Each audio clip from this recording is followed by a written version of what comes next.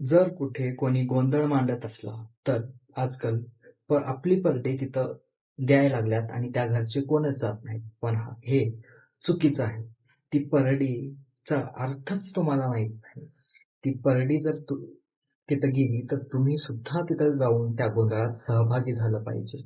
कारण हेच तुमच्यामध्ये असणारं मत्सर दूर करतं. आणि जर परडी तिथं गेली आणि तुम्ही नाही गेलात, मग तुम्हाला समजलं पाहिजे तुम्ही त्या परडीची किती किंमत करता.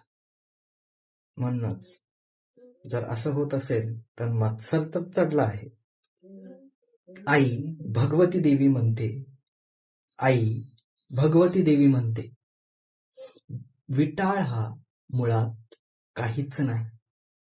विठाळ जेव्हा माणसाच्या मनातली शब्द माणसाचं मन दूषित होतं तीच गोष्ट विटाळ असते. बाकी या जगात विटाळ असं नावाचं कोणतं चीजच नाही. कोणाला कोणाचा विटाळ होत नाही. विटाळ म्हणजे माणसाच्या मनातली शब्द दूषित होण.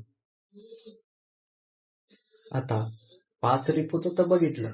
आता 6व्या ऋतूचं काय दुसऱ्या व्हिडिओ मध्ये बघू.